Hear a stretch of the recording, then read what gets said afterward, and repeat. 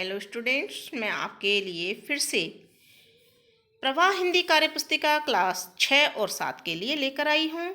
और आज हम इसमें करने वाले हैं आकलन नंबर 3 और 4 को हल।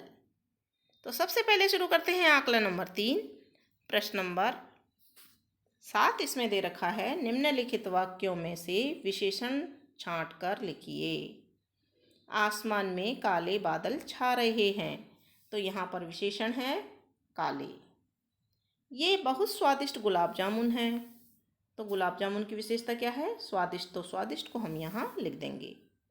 प्रश्न नंबर 8 है, अशुद्ध वाक्यों को शुद्ध करके लिखिए।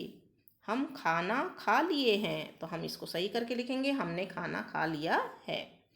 लड़का पढ़ रहे हैं, तो यहाँ पर लिखेंगे लड़का पढ़ रहा है। लड़का एक वचन है, तो एक वचन में क्रिया आएगी रहा है।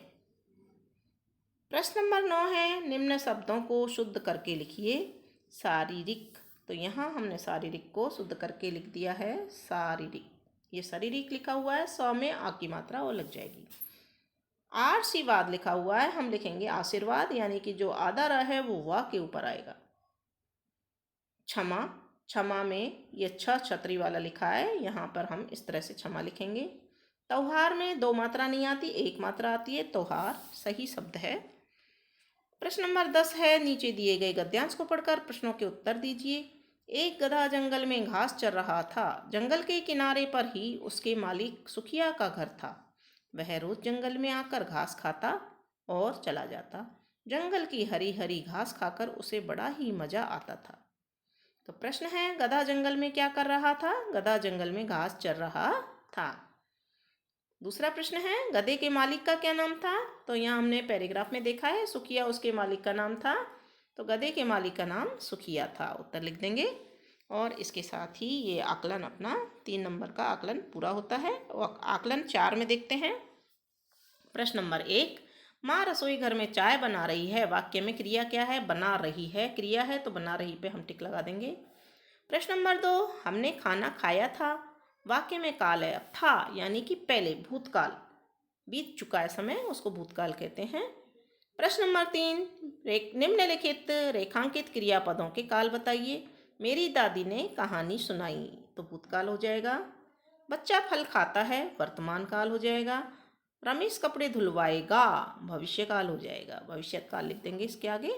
प्रश्न नंबर 4 देखते हैं, निम्नलिखित वाक्यों में से संबंधबोधक शब्द छांट कर लिखिए। मोहन से पहले अनिल आया था, तो से पहले को हम यहाँ लिख देंगे निकाल कर, ये संबंधबोधक शब्द है।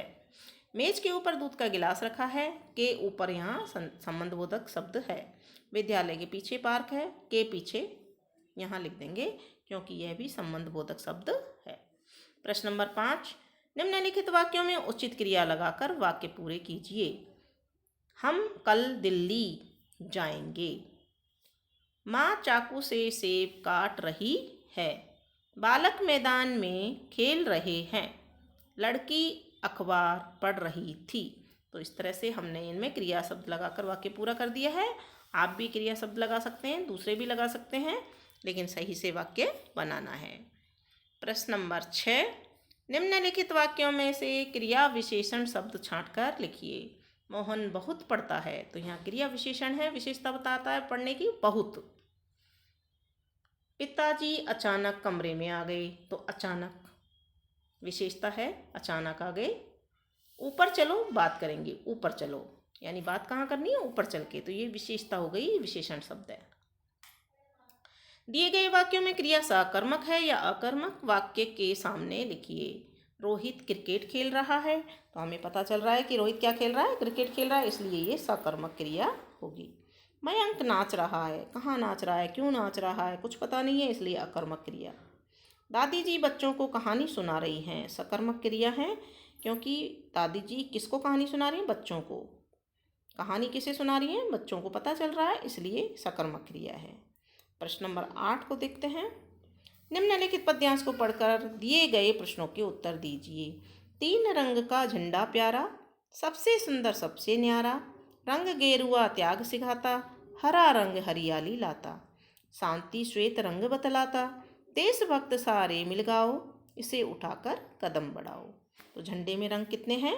3 रंग होते हैं। हमने झंडा देखा है अपना 15 अगस्त पे और 26 जनवरी पे हमारे स्कूलों में भी लहराया जाता है। तो 3 रंग का झंडा होता है। झंडे का हरा रंग किसका प्रतीक है?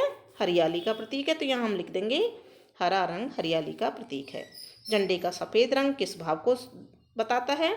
सफ़ेद रंग शांति के भाव को बताता है। इस पद्यांश में भी दिया हुआ है कि जो श्वेत रंग है वो क्या बताता है? शांति के भाव को। प्रश्न नंबर 4 है, उपयुक्त काव्यांश का उपयुक्त शीर्षक लिखिए। तो इस काव्यांश में, इस पद्यांश में केवल झंडे की बात हुई है, तो हम अपने झंडे का नाम यहाँ शीर्षक के रूप में लिख सकते हैं, हमारा तिरंगा।